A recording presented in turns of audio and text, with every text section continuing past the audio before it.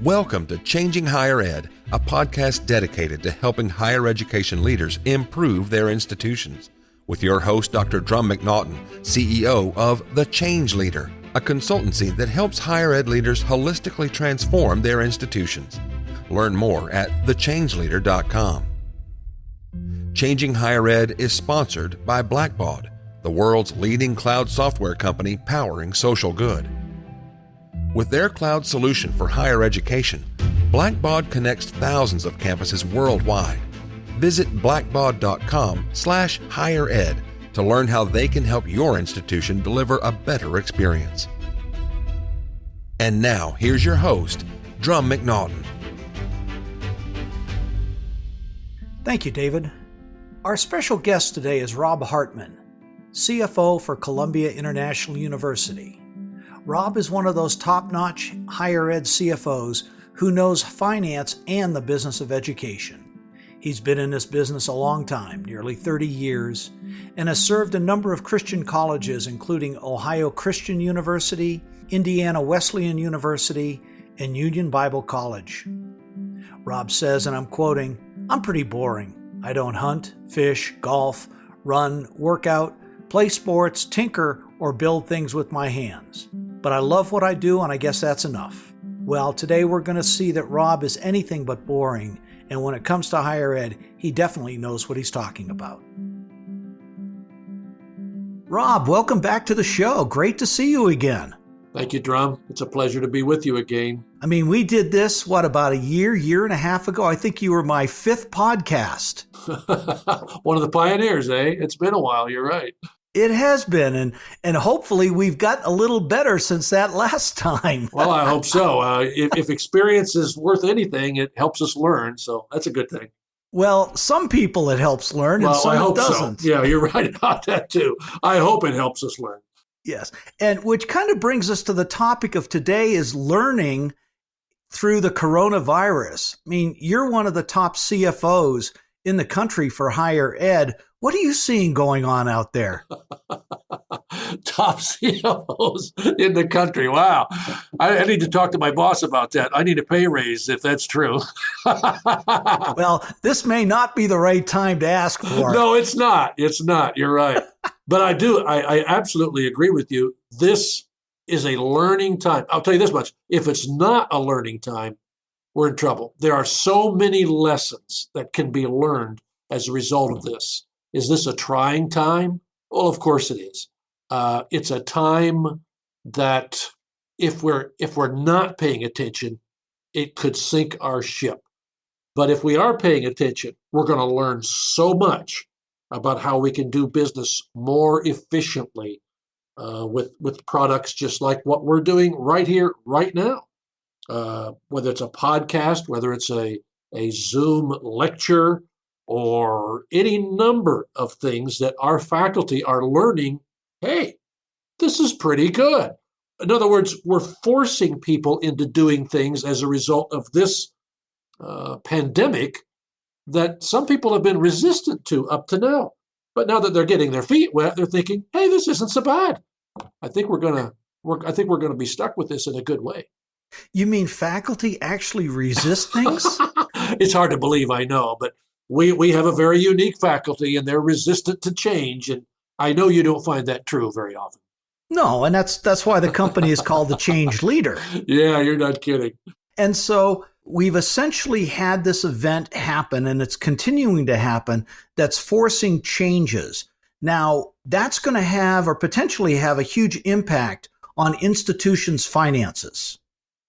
Yeah, I think it will. I don't know how much it has in the present tense. I know in my world, here where I work, it has in the sense that we were counting on some contributions.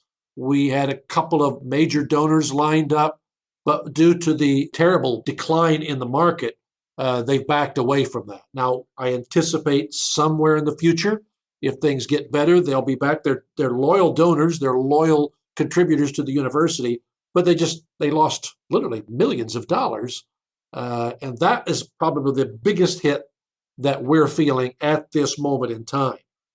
Donor decline And even in our own endowments, we've lost literally millions of dollars in our endowments as a result of this pandemic and the fear that has been thrust into the marketplace, and legitimately so. A lot of businesses aren't the unemployment, a lot of reasons for the market to go where it's going. So I'm not complaining, but it is, as far as the operations, however, it has not affected our operations at this point.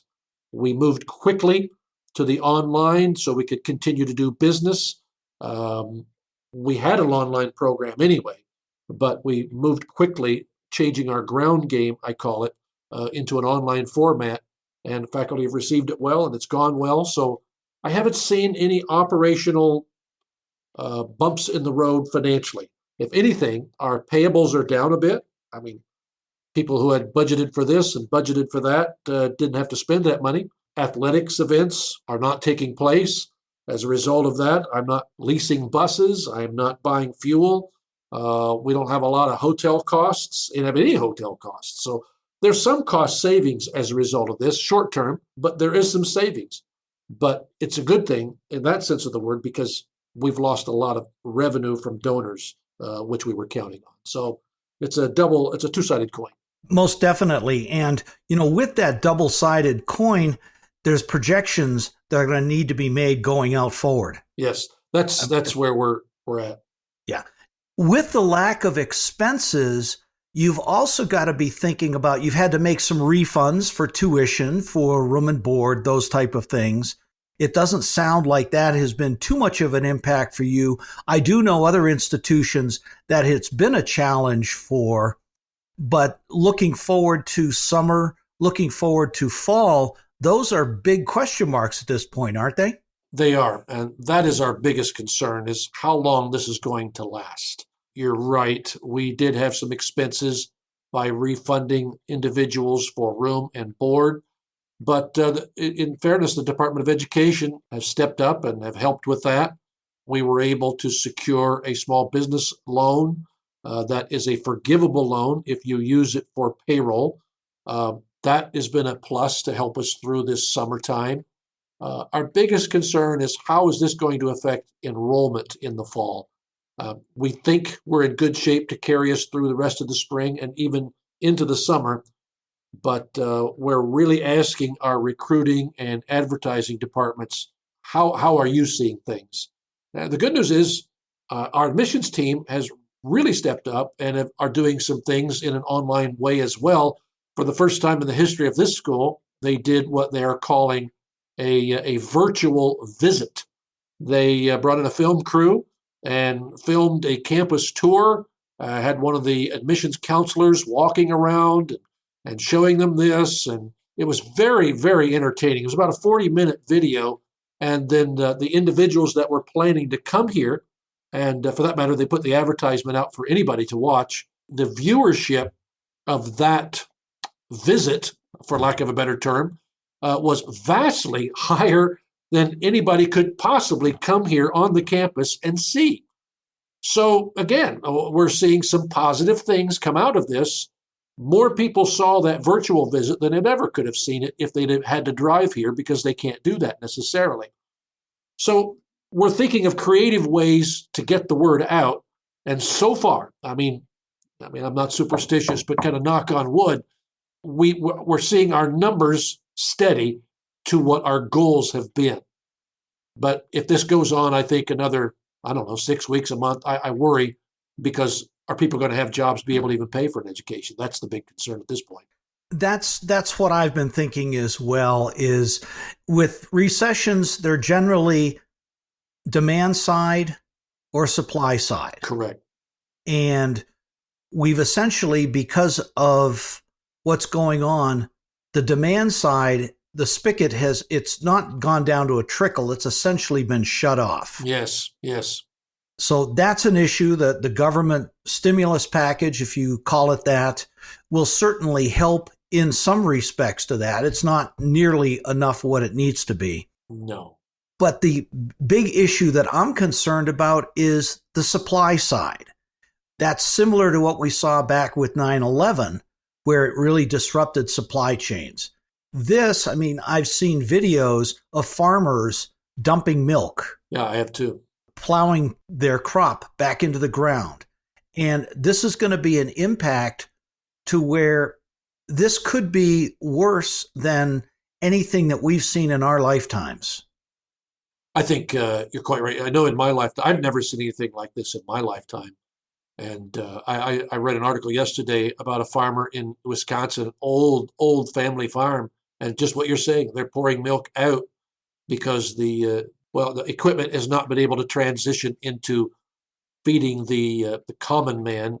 They've had half of their equipment taking care of retail, half of it in the restaurant business, and that half is gone.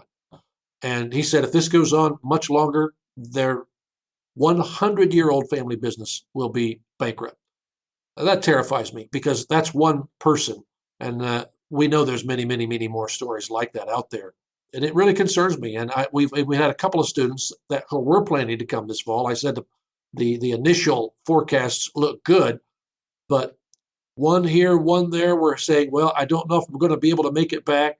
I'm going to try and get a job, help out with the family. If that continues, we're going to see some decline in enrollment. It's going to hurt us. It certainly will. And it's that kind of I hate to use the word trickle down effect because it's not a trickle anymore. It's not a trickle. No, you're right. The spigot is turned on almost full.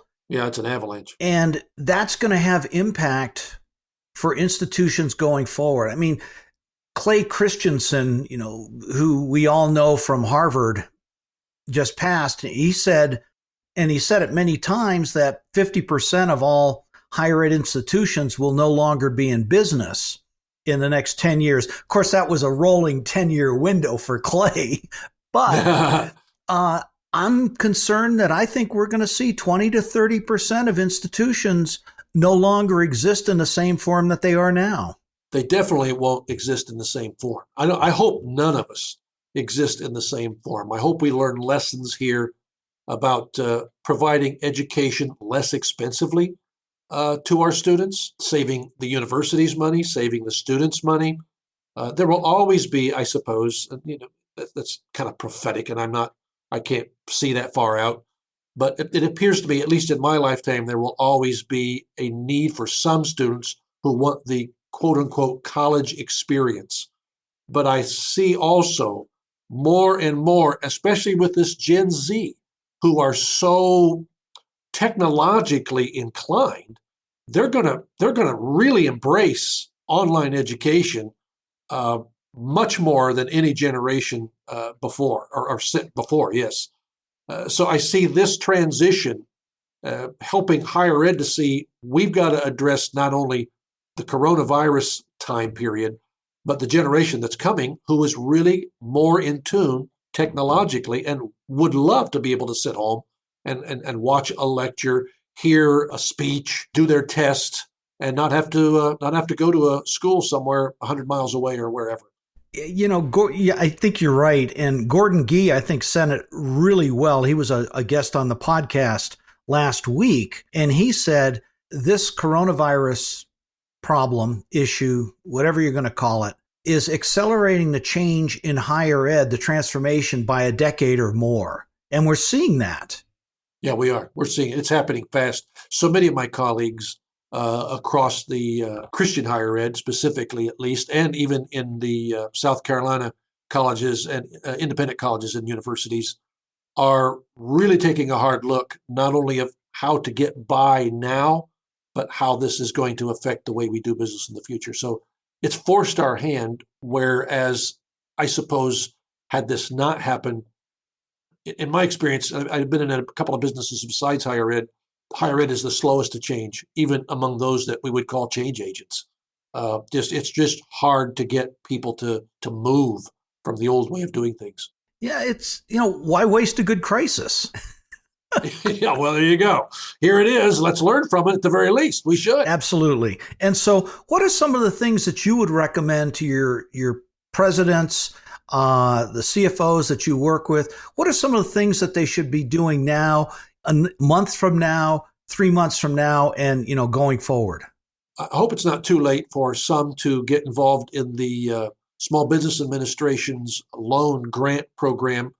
to help us with our payrolls, especially in the summertime when it's the lowest. It's a great opportunity. The government has stepped up. I agree with you. In many respects, it's not enough, but yet at the same time, I'm afraid they're just printing money in the basement of the United States Mint, I suppose. Mm-hmm. So there's going to be after effects of that. But to get us through the bump, we really need that kind of infusion of sorts. So I hope they're taking advantage of those kinds of things.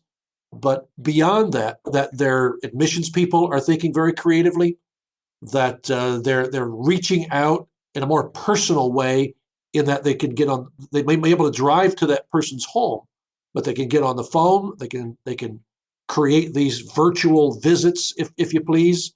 People right now are at home and they're bored, and so the virtual visit with a video is really a genius idea.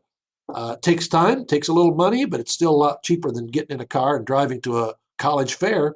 If you have a database, maximize that database and get out there and get the word out. And I think we can do business less expensively when we get all said and done with this, and we need to. Yeah, I think it's a great point. I read one institution, one of their enrollment counselors got very creative, put out a call for all prospective students through social media, whatnot, had 3 or 4 current students there. And it was a roundtable discussion with prospective students asking questions. It was brilliant. That is brilliant. Like what you were talking about with your virtual tour. It was so far more well attended than a typical campus visit would be. That's great. That's brilliant. I love that one too. I was talking to a pastor just the other day, and he is seeing quote unquote attendance at all-time highs. Now, obviously, they're not in the church, but those that are attending through their virtual, I forget what they call it, the live streaming services, even though he's just standing there by himself, the attendance is at an all-time high. Well, what greater way is there to spread the gospel? And now a greater way in this context to get the word out so students can go to school, whether they live 5 minutes from a school or whether they live halfway across the country. Exactly. I saw one photo of a pastor preaching to an empty church that had pictures of his congregants there. Oh, I saw that. That was genius. That was. And for those of us who are used to dealing with things virtual, I mean, with my clients, everything's online. I used to travel anywhere from a week to 3 weeks a month, and it's wonderful to be able to just speak with them via Zoom or whatever the platform is. Yeah, my daughter and son-in-law, same thing. And I've talked to some of our recruiters as well. Asked them, "How's this affected you?" Said, "Not at all. I mean, this is how I do business. I do business online. I talk to people on the phone.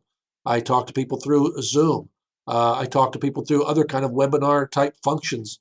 And I think a lot of us are going to see, you know what? They've been doing it like you for a long time. We can probably do this too, at least more than we are. We're going to have our spring board meeting is in 2 weeks, and it's going to be done via Zoom. And I've been through several of those Zoom meetings, and they work great. So it's going to save us a lot of money rather than to fly in all the board members. Just let them sit in their front room. They don't have to get in an airplane. They could just sit there and we could get this board meeting done. And it makes perfect sense. I'm doing the same thing. One institution I'm working with are instituting board committees. Yeah. And we've been doing training on how board committees should function, ratifying charters. It's all been via Zoom call. Yeah, it's great. It's great stuff. We've done that too. We've had our president's cabinet meetings have been Zoom. Well, everything we've been doing has been doing Zoom, and we're realizing that this really works. Mm-hmm. I won't say it's as good, but I'm telling you, it's pretty close, and it is much more convenient. It is, and far less expensive. Far less expensive. Absolutely right. And so it's higher ed taking advantage of the tools that are out there. They're already there. Plus what's coming online as well. No pun intended, of course. No, you're right. I get it. So looking out 3 months, what should CFOs and university presidents be thinking about at that point? at the 3-month point. Well, by then, if we've not done anything between now and 3 months, we're in trouble. I'll tell you that. The kind of things we've been talking about, we better be doing up through 3 months. Now, if we get to 3 months from now and things have not gotten, quote, better, or we're still in this sort of shutdown thing that we're involved in, wow, I don't know. I'm not that creative. I like to think of myself as somewhat creative, but if this does not go away and people are able to go back to work in the next, I don't know, 6 weeks, I'm not much of a prophet, but surely if it goes beyond May, I think we're going to have some serious, serious problems in higher ed, in manufacturing, in the service industry.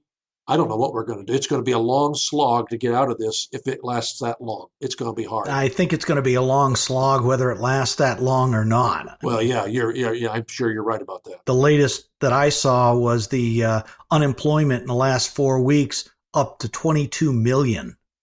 Just new. That's huge.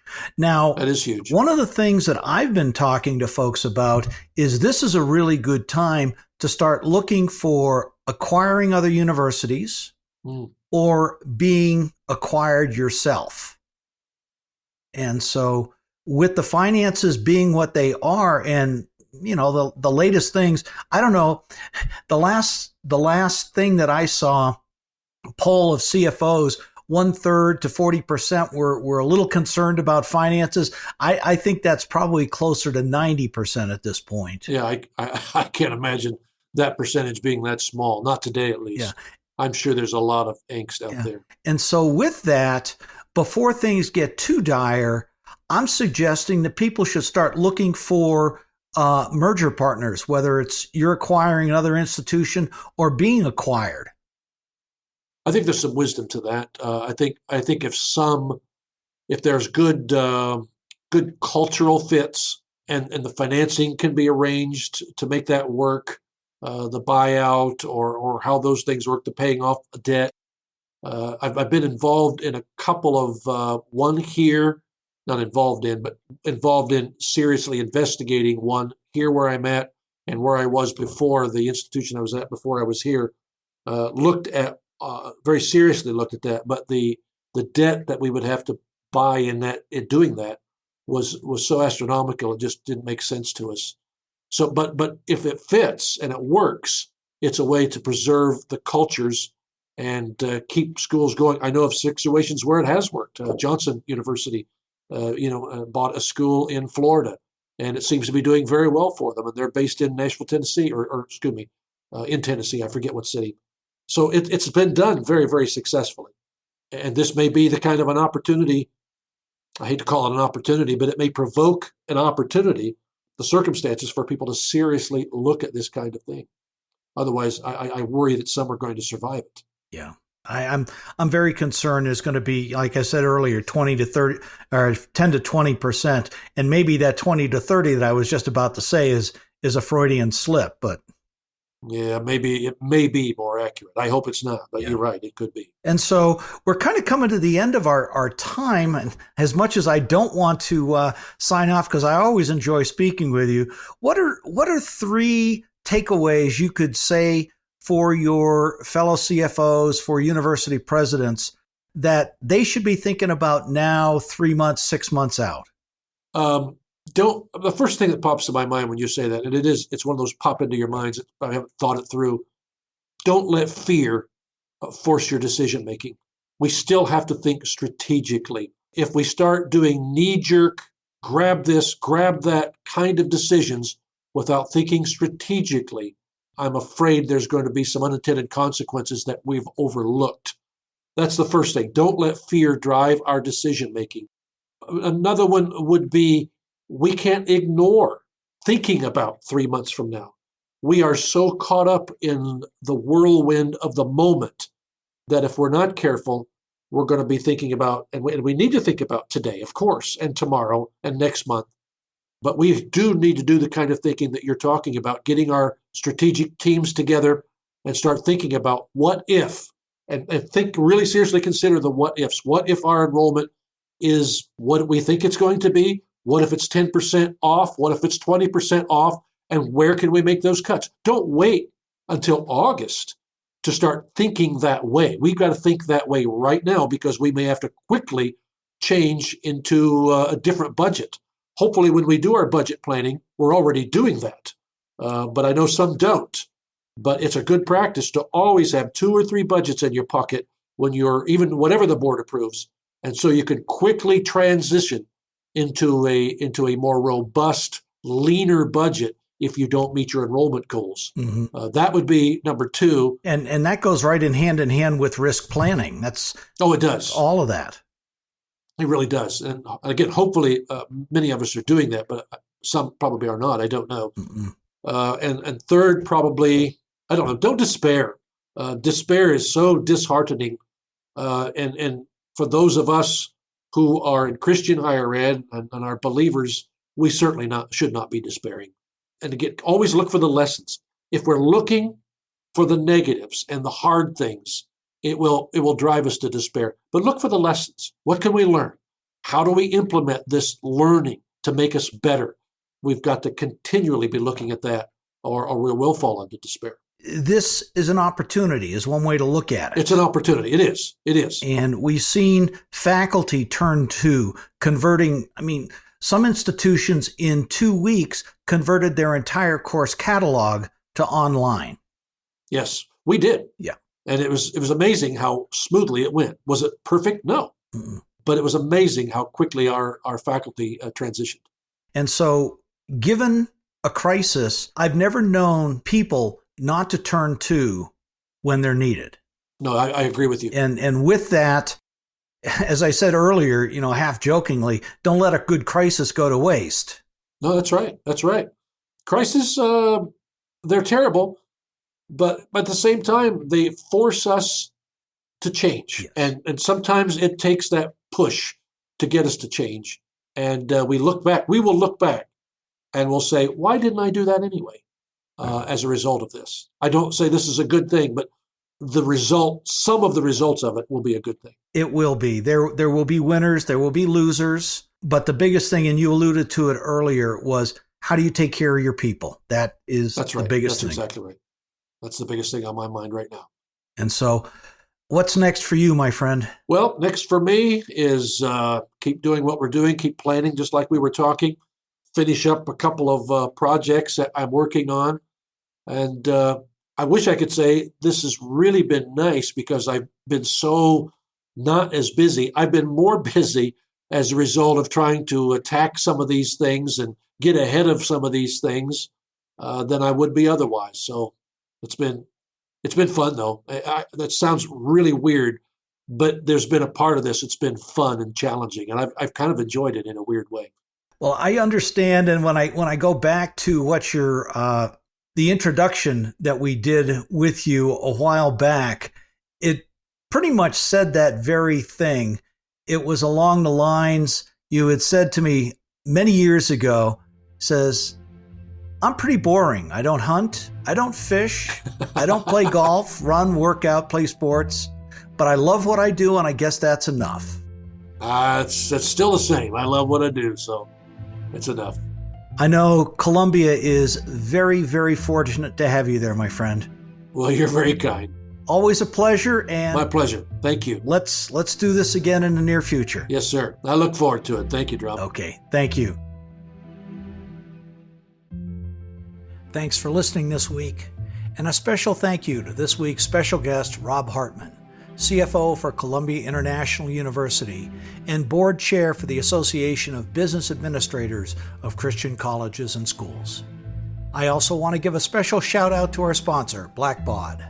Visit blackbaud.com/highered to learn about their cloud fundraising, accounting, education management, scholarship, and analytics solutions that are powering some of higher ed's top institutions. Our next guest is Martin Liefeld, former Vice President of Advancement and Development for the University of Missouri, St. Louis.